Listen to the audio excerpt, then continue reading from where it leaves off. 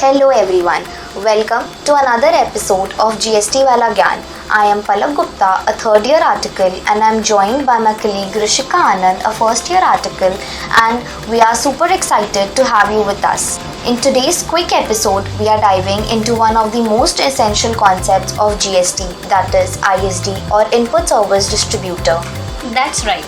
And don't be worried, we will just break it down in 5 minutes, crisp and clear. So let's get straight into it. What exactly is ISD? Well, ISD is a mechanism under GST that allows the head office to distribute its input tax credit to its respective branches located in different states. But here's the catch, and it's super important. ISD can be used only for distributing input tax credit related to input services. It does not apply to goods or capital goods. So make sure you're always distributing ITC related to input services only. Exactly. Here's the major update. The ISD becomes mandatory from 1st April 2025 to distribute ITC on input services. Until 31st March 2025, businesses had flexibility to distribute ITC either through cross-charge mechanism or ISD. However, cross-charge mechanism is not going away. It still applies where there is a supply of goods or services between distinct persons under the same PAN. Can you clarify with a quick example? Yes, sure. Now imagine this scenario. You have a company ABC Ltd with its head office in Mumbai and a branch in Bangalore. Now the head office avails HR services from an external agency for recruitment, not just for itself but also for the Bangalore branch. The HR agency sends the invoice to the head office, so the ITC for that entire service is claimed only in Mumbai. But logically, since a part of this HR service is being used by the Bangalore branch, the branch should also bear a proportionate cost. To ensure fair distribution of this cost, the head office raises a tax invoice to the Bangalore branch, charging IGST on the value of the services being cross-charged. Now, coming back to ISD, can you clarify with a quick example? Yes, sure. Suppose JPNR is providing audit and consultancy services to a company ABC Ltd. ABC Ltd has its head office in Mumbai, Maharashtra and has its branches in Delhi, Karnataka and Gujarat. The legal and consultancy services aren't just for head office, that is Mumbai. They benefit the whole company, right? Exactly. This is where ISD steps in. The Mumbai office registers itself as an ISD, receives invoices from JPNR, takes input tax credit and then distributes the ITC to its respective branches in proportionate of the turnover of the units in previous financial year.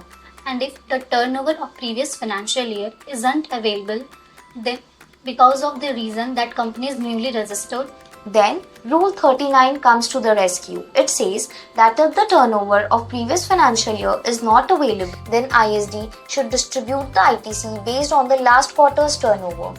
Now let's understand this example with the help of figures.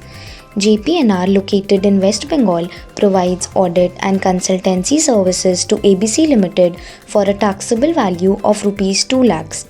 Since this is an interstate supply with JPNR in West Bengal and ABC Ltd's head office in Maharashtra, JPNR charges IGST of Rs 36,000 on the invoice.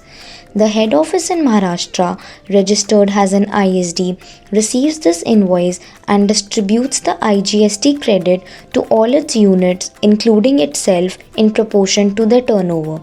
ABC Ltd has units in Maharashtra, Delhi, Gujarat and Karnataka with turnovers of Rs 4 lakhs, 3 lakhs, 2 lakhs and 1 lakhs respectively, making the total turnover of Rs 10 lakhs. Based on this, the IGST credit of Rs 36,000 is distributed. It's important to note that under the ISD mechanism, IGST credit is always distributed as IGST even when the recipient unit is in the same state as the ISD. So in this case, the Maharashtra head office also receives IGST credit, not CGST or SGST. Now let's talk about how it actually works in compliance terms. Yes, the ISD has to file GSTR 6 by 13th of the following month. For example, for June 2025, the ISD has to file GSTR 6 by 13th July 2025. Once the ISD files GSTR 6, the branches can see the credit in their respective GSTR 2B. The branches can then claim the credit while filing GSTR 3B. Just before we wrap up, here are some important points that we should remember. Point 1. ISD is only available for input services and not for input goods or capital goods. A separate ISD registration is mandatory. You can't use your regular GSTN. Point 3. ITC must be distributed in proportionate to the turnover of the units of the previous financial year, and if that's not available, last quarter's turnover can be used. Point 4. Cross-charge is still applicable, especially for goods or bundled services that are provided from one branch to another branch. And that's a wrap on today's episode of Decode ISD. We hope we could simplify the concepts of ISD and cross-charge for you. If you found it useful, don't forget to tune in for more such quick GST breakdowns. Thank you. We will see you in next episode.